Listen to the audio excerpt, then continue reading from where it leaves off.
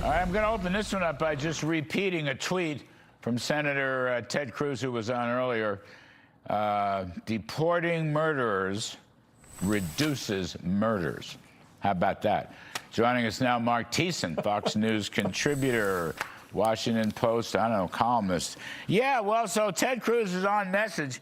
You deport the murderers, you're going to get fewer murders. I mean, I think Democrats somehow think the public is perfectly happy with illegals and criminals and murderers and the rest of it, Mark. I mean, that could be a huge mistake come November.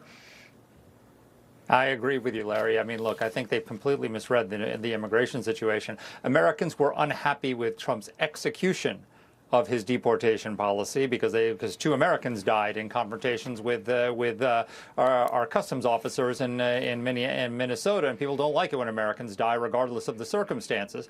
But they support the underlying policy.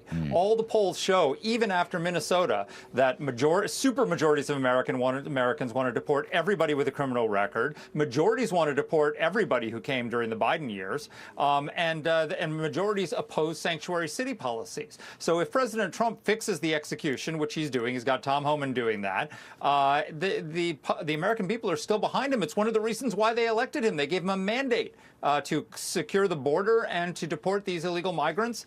And as long as he does it in a way that doesn't seem too far for them, he's going to have their support. And the Democrats are really making a big mistake. Well, I think putting Tom Homan at least nominally in charge or up front was a great idea. I agree with you 100%, Mark. But, I mean, the basic thing is, at the State of the Union, I don't know how many people watch the State of the Union, but I'll bet it was a lot. I mean, not a single Democrat would stand up and applaud when Trump talked about, you know, the basic issue of safety in America. Not a single one of them stood up.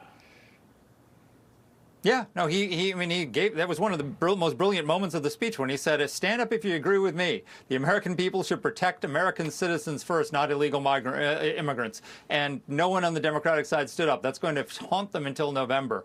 And taking DHS hostage right now in order to force ICE to not be able to carry out its mission is a very counterproductive policy. Well, there's another thing. Let's just branch off on the remaining point here. That's a great point. So this DHS shutdown, it's a Democratic shutdown. Everybody knows that. It's absolutely clear. The money's been funded for ICE through 2029. So FEMA's shut down, The Coast Guard is shut down, the TSA and the airports are shut down.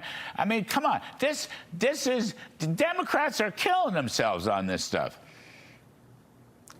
Absolutely. And look, what was their leverage over Trump to get something? Their leverage was they could take the economy hostage and shave a point or two off of GDP before the midterm elections, right? If they had shut down all five agencies that were funded, but they cut off DHS funding from the rest of it, so they gave up that leverage. And now, and he's funded ICE through 2029. So what do they have fun taken hostage? They've taken the Coast Guard hostage. They've taken FEMA hostage during a nor'easter storm. They're taking, it makes no sense whatsoever. And people start having trouble getting through the airport. They're not going to be happy with the people who did that. 10 seconds, 15 seconds. Did Trump make the sale Tuesday night? A pretty powerful speech, Mark.